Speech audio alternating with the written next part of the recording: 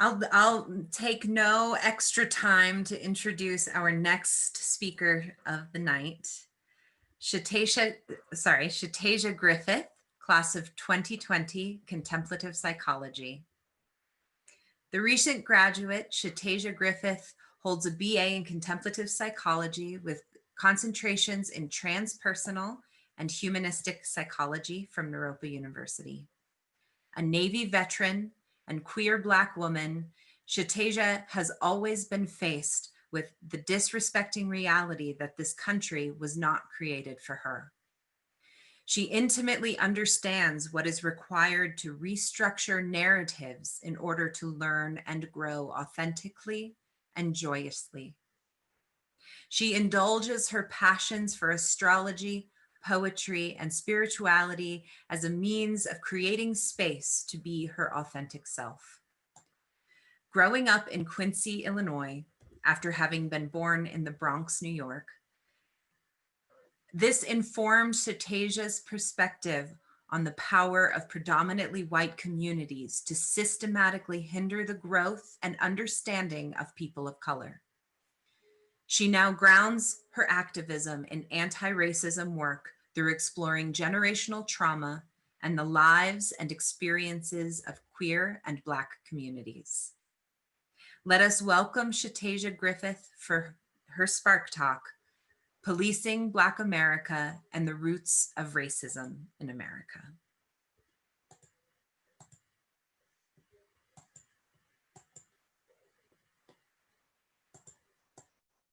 Thank you so much. I really appreciate it. I just want to give a forewarning now. My dog has severe separation anxiety. So if you hear her barking in the background, she does, like, she's not around me.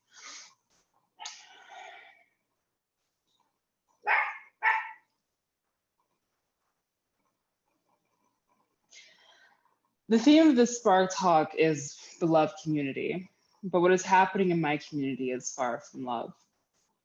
For quite some time now, my community has been in pain. This year, it has only been amplified. The wounds of our ancestors have been ripped open, and their anger, their hurt, their frustration have all come rearing their heads and coming out of our throats as rage. The dictionary definition of community is a group of people living in the same place or having a particular characteristic in common. My definition of community is a synopsis of people that I can trust with my livelihood, with my heart, those who will fight the systems that keep Black, Indigenous people of color in a place of second-class citizen status or lower. My community raises my voice and the voices of those who look like me, sound like me, and think like me. It fights with me.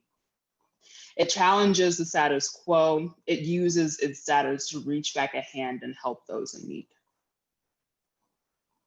So who is Naropa's beloved community?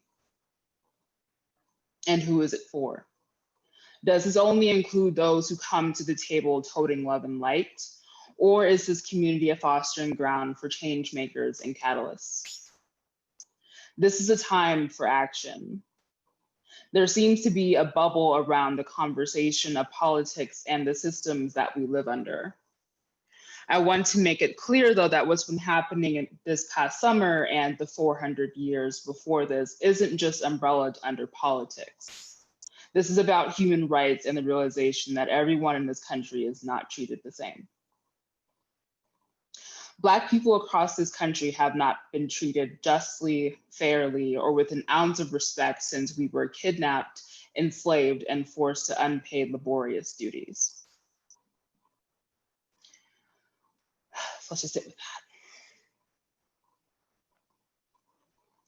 When it comes to police and people saying, there's just a few bad apples, not all cops are bad. No, the roots of the tree are poisoned and they must be uprooted. Slave patrols originated in 1619 in the Carolinas. Policing in southern slaveholding states had roots in slave patrols, squadrons made up of white volunteers empowered to use vigilante tactics to enforce laws related to slavery. They located and returned enslaved people who had escaped. They crushed uprisings led by enslaved people and punished enslaved workers found or believed to have violated plantation rules. It was popular in the South, but also took place in the northern states. The KKK included law enforcement and people in high power positions. The KKK also has roots in Boulder, Colorado, and for proof of that, you can check out the Museum of Boulder. The film The Black Klansman illustrates ties to Colorado Springs as well. From slave patrols to police brutality, we can see a direct correlation. The use of excessive force, tasers, ketamine, batons have all ended with the mutilation of innocent lives. Mike Brown, Trayvon Martin, George Floyd, Breonna Taylor, Sandra Bland, and Emmett Till, all victims of the hands of the system who saw them as criminals. There is no reforming a system that is built off racist ideology. It must be abolished. The Black community on Naropa's campus is small, and I know considering the countless and senseless murders and beatings by police, we are hurting.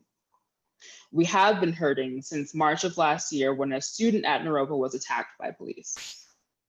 For those of you that did not know, a Black student at Naropa on a typical day in Boulder, while doing their job, was approached by a white male police officer. After 8 minutes of going back and forth, they were surrounded by police questioning whether or not they belonged there. These police officers threatened their life with tasers and guns.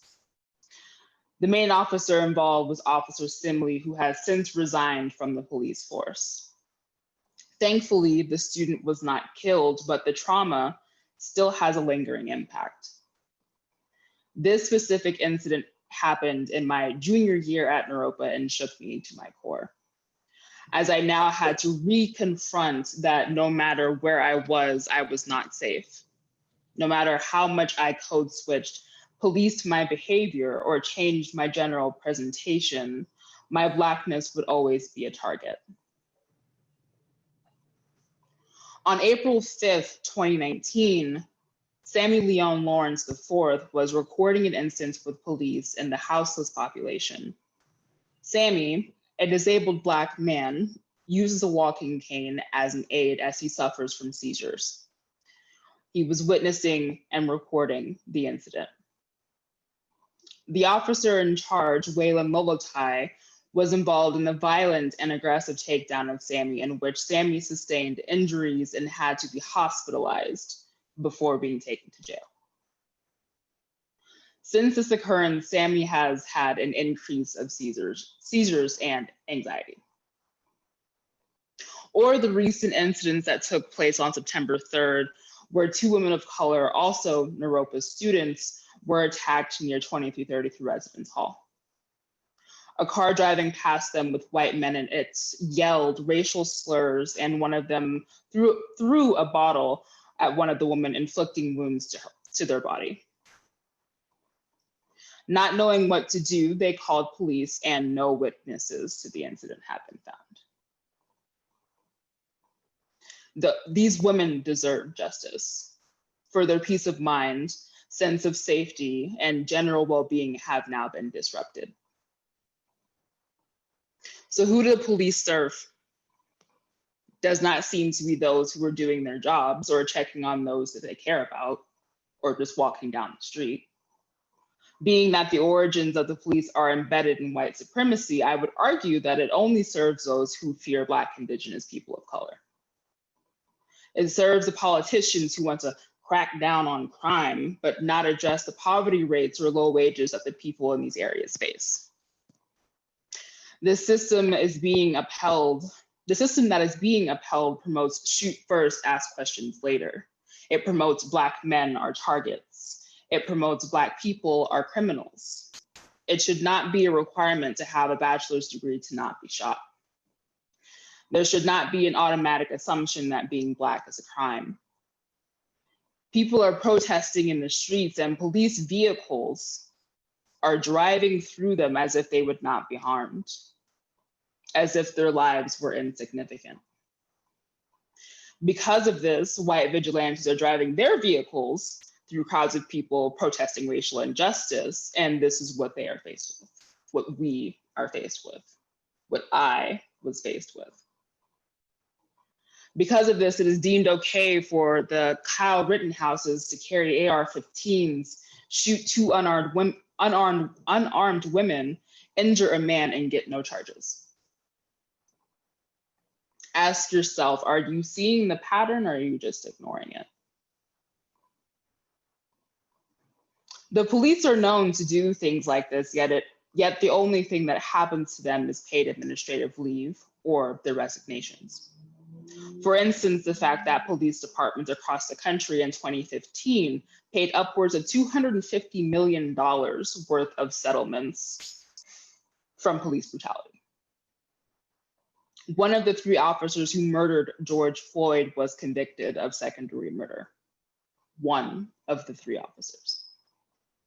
Breonna Taylor's murderers were charged with property damage to the adjoining wall between her apartment and her neighbors, insinuating that property is more important than human life. Not to mention that the day of Breonna Taylor's verdict was read, it was the 65th anniversary of the acquittal of the murderers of Emmett Till. Emmett Till, a 14-year-old boy who was brutally attacked and unrecognizable after a false accusation. When do Black women, Black trans folk, and Black men get to rest? When will it be okay for us to go to the corner store, to sleep in our own bed, or jog through our neighborhood safely? The trauma that Black people experience does not stop after these occurrences. It continues and ripples out into the world in so many ways. Intergenerational trauma is one of them. Decades after decades of being belittled, beaten, accused, and gaslit are what our families have experienced. And with that trauma left unhealed, the people in our family and those close to us are the ones that suffer. Not to mention lack of trust in police or those who continue to support political agents who disregard our pain. At this point, police reform is not an option. The police force continues to become more and more militarized, which can be seen by tanks and the use of riot gear during peaceful protests. Not to mention tear gas and the not so rubber bullets that have impaled eye sockets, frontal lobes, and backs. There have been recorded psychologies and sciences in how to destroy an entire people, created and disseminated through the Willie Lynch papers. The Willie Lynch papers were introduced and used during enslavement and were the blueprint in manipulation and control. These concepts have continued to be used, ideas such as colorism, white supremacy, and racism. These are the sediments and the foundation of the police force. Only so much implicit and explicit diversity trainings can be done, and this will not guarantee a shift in the system. Moving towards a system of rehabilitation and non-punitive justice is one way to move out of this paradigm. Defunding the police and reallocating funds from the police force, which is upwards of billions of dollars, could be spent on paying therapists adequately for those with mental health needs. Allocating these funds towards the creation of centers and homes for the houseless, staffed with mental health practitioners and doctors. Incorporating specialists that work with domestic violence and abuse victims instead of relying on police who have no obligation in protecting them. This year has shaken all of us, from the pandemic to the mass awakening to the injustices that have been happening for decades. This is your call to action. This is a time to get involved. Find your role in the movement, learn your individual implicit and explicit biases and confront them. Read works on anti-racism, fund Black, Indigenous, people of color communities and Black, Indigenous, people of color initiatives, hire Black, Indigenous, people of color. Know that everyone's role will not look the same, and know that, yes, this is a lot of work and it is not light work. This is the importance of self-care because our anger will not sustain us. Our anger cannot be the only driving force for change. We must use our hope for a better future, the love of those who are different from us, and basic human decency for this fight. Educate yourself, your friends, your family on your history, the changes that are happening in this physical world right now. It is one of the biggest ways we move forward to a more just reality.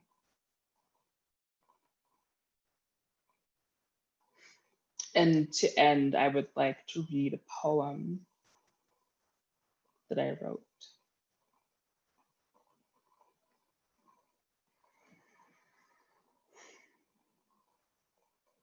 I want to be more than just a resource for you. I'm not the glue that you can keep running back to help ease you into my reality. Do you see me? Have you heard our cries, the lies? Have they woken you up out of your sleep at night? We are still dying even when we're complying. The lying, the lying, the lying, the incessant lies, these half-assed, haphazard, repeated alibis. They say the revolution will not be televised. The media they sing to us would rather be getting read by Wikipedia. Deep infringement from the businesses that be feeding us. The medical establishment hasn't been too accurate. They say that our bodies lack pain and they continue fucking stabbing it. Packing it and poking it and prodding it, our great grandmamas and their mamas sick.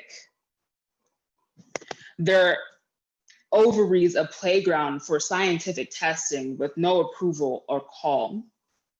Journals etched and sketched with the predominant race as they laugh in our faces because we are seen as a disgrace, as an abomination brought to this nation called free. But this place is not free for you and me. Not for these Black babies. This brown skin is a warranted sin. From plantation to penitentiaries, every space is an incendiary.